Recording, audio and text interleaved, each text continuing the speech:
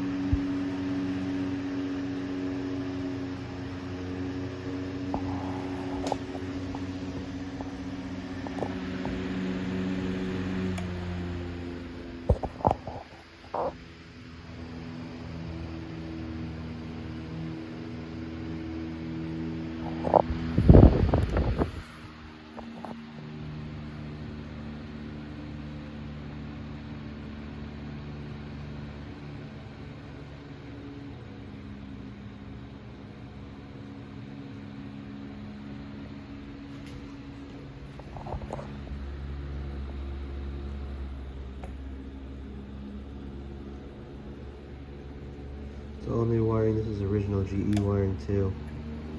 But this isn't. I didn't have any extra of that. Speed by there.